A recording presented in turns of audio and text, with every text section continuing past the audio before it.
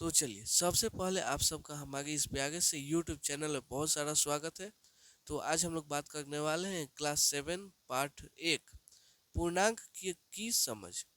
इससे संबंधित सारे क्वेश्चन को समझने वाले हैं और इसमें जो जो बात सोचने वाली है उसको भी देखना है, ठीक है।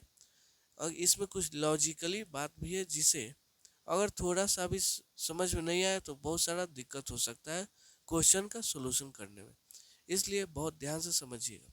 चलिए आते हैं कॉपी पे और समझाने की कोशिश करते हैं। तो देखिए सबसे पहले पूर्णांक पूर्णांक की बात करते हैं। तो आखिर ये पूर्णांक होता क्या है, आखिर ये पूर्णांक होता क्या है। तो आप लोग देखे होंगे संख्या रेखा, देखे हैं कि नहीं जी। यहाँ पे बीच में जीरो होता है, यहाँ पे 1 2 3 ऐसे आगे तक चला जाता है, ठीक है। कहाँ तक, अनंत तक जाता है। और पीछे भी जाता है इधर, इधर -1 -2 -3 -4 -5 ऐसे ये भी कहाँ तक जाता है जी, अनंत तक जाता है, ठीक है।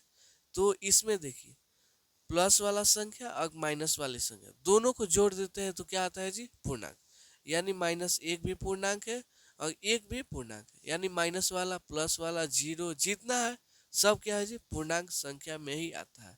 संख्या रेखा में जितना संख्या है सब क्या है, पूर्णांक में आता है। बस इसमें पॉइंट वाला कोई संख्या नहीं है, जैसे ये क्या है जी, .3, ये पूर्णांक नहीं होगा। वैसी संख्या जो एकदम पूर्ण, जैसे 3 ले लीजिए, 5 ले लीजिए, -9 ले लीजिए, ये सब क्या आएगा जी, पूर्णांक आएगा। अब कौन बोलेगा सर ये 1/2 पूर्णांक है, नहीं, ये पूर्णांक नहीं है, क्योंकि इसे संख्या रेखा पर हम अच्छे से नहीं दर्शा सकते हैं, ठीक है।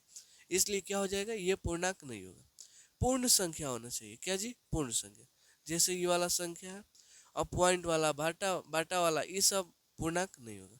समझ में आया हम क्या बोलना चाहते हैं, कि पूर्णांक वाला अगर माइनस भी हो सकता है और ये क्या प्लस भी हो सकता है, ठीक है। यहाँ तक कोई दिक्कत नहीं। अब आता है क्या, कौन सी संख्या बड़ी होगी और कौन सी छोटी होगी। देखिएगा तो अगर ये प्लस वाली संख्या में जितना आगे जाएंगे उस संख्या का मान उतना ही बढ़ता चला जाएगा। जैसे 1 से बड़ा क्या हो जाएगा, 3, 3 से बड़ा 8, 8 से बड़ा 11, ऐसे बढ़ते जाएगा ना। लेकिन इधर उल्टा होता है, क्या होता है जी, इसमें -2 से बड़ा क्या होगा, -1 होगा। जैसे जैसे इधर माइनस में जाएंगे उसका वैल्यू क्या होगा जी, घटते जाएगा। यानी कोई पूछ देगा -5 बढ़ा है कि -2, तो क्या बढ़ा है जी, -2 बढ़ा है। क्यों, क्योंकि मान लीजिए आपका दोस्त जो है 5 रुपया किसी से कर्ज लिया, ठीक है, और आपने 2 रुपया किसी से कर्ज लिया, तो कर्ज किसके पास कम है, आपके पास कम है, यानी आप उससे ज़्यादा धनी है। इसका मतलब क्या हुआ जी, -5 का वैल्यू -2 के वैल्यू से क्या है, कम है, ठीक है। अब यहाँ पे कोई ये भी पूछ सकता है कि इसमें बताइए -11 और 11 में बड़ा कौन है, तो कौन बड़ा है जी, ऑफकोर्स ये वाला बड़ा है, ये वाला। क्योंकि कोई व्यक्ति एकदम उसके पास अपना पैसा है, कोई व्यक्ति है जो कर्जा लिया है, तो कर्जा लिया है वो गरीब होगा ना, और जिसके पास होगा वो क्या होगा, अमीर होगा, ठीक है। यानी माइनस -11 छोटा होगा किससे, 11 से। अब यहाँ पे बताइएगा -3 और यहाँ पे 5, कौन बड़ा है, ये वाला बड़ा है। क्यों बड़ा है, क्योंकि ये प्लस में है और -3 से बड़ा है, ठीक है। अब यहाँ पे कोई पूछ सकता है -2 और -5 में बड़ा कौन है, तो कितना बचा होगा, ये वाला बोलेगा कि -5 बड़ा है। लेकिन माइनस वाला हम बोले थे ना, उल्टा होता है। जो जितना कम होगा माइनस वाले में उसका मान उतना ही क्या होगा जी, उतना ही ज्यादा होगा, ठीक है। कोई दिक्कत नहीं है।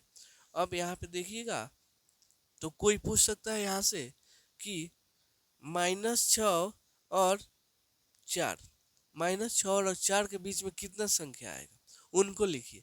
तो कैसे लिखेंगे जी, इनके बीच में हमको चाहिए, तो क्या हो जाएगा, -5 हो जाएगा, -4 हो जाएगा, -3 हो जाएगा, -2 हो जाएगा, -1 हो जाएगा, फिर 0 आएगा, फिर 1, फिर 2, फिर 3, ऐसे संख्या आएगा, ठीक है। समझ में आया। तो इस लेसन में इससे ज़्यादा कुछ पढ़ना नहीं है, बस ये सब देख लेना है।